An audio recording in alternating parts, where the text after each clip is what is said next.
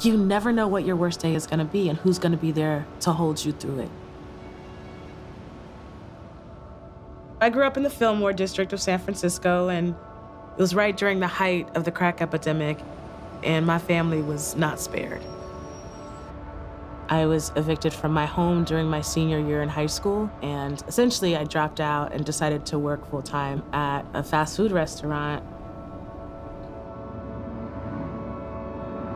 Then at 18, I got pregnant. I was already on probation for shoplifting at the time, and life was unraveling. Things were insane, and I got connected to the homeless prenatal program. They helped me find an apartment by myself. And I got an opportunity to leave this horrible fast food job to be an outreach worker and an organizer. It was a nonprofit to help girls get off the streets. And 3 years later, I became that director. And folks started asking us to come across the country and speak and train other organizations. And I had 12 employees and $1 million plus budget, and we were doing great. Then one day, I got a call that would change my life forever. I became the youngest woman to receive the MacArthur Genius Fellowship, a $500,000 grant to give back to the community that helped me. From there, I went to work on a series of policy campaigns covering everything from housing and criminal justice to mental health and childcare.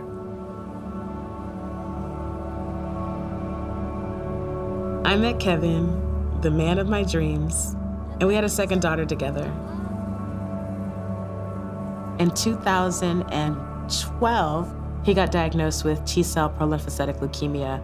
It's the deadliest blood cancer.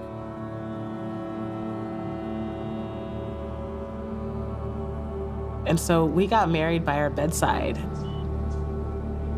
And he died on Father's Day. Good morning, Daddy. Good morning, Daddy. Good morning, Kevin. I ended up having to file bankruptcy due to over $1 million in medical debt.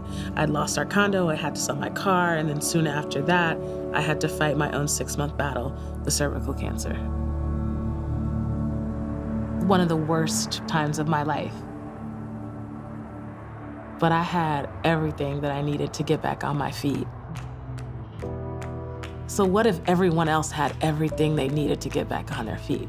Friends willing to say, you could stay at my house, or we'll give you meal service for 3 months. You know, here's shoes for the kids. And I'm still picking up pieces 4 years later, but that's okay, I don't need much. I just need a community.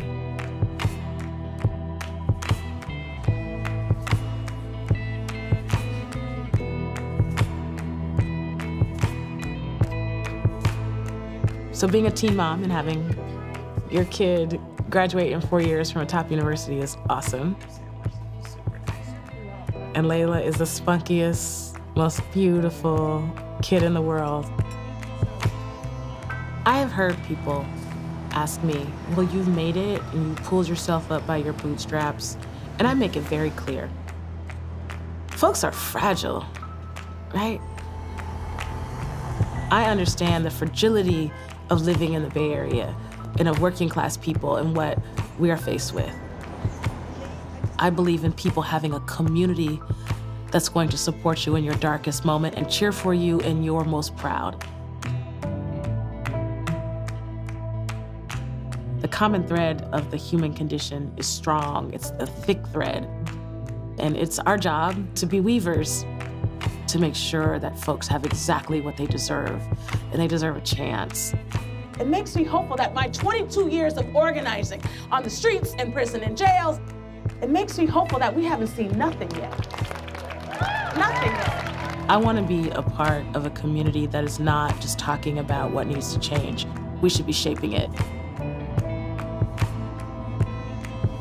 That's what we're talking about at Tipping Point. That we believe in the sanctity of opportunity. And that's my story. And it's everybody's story.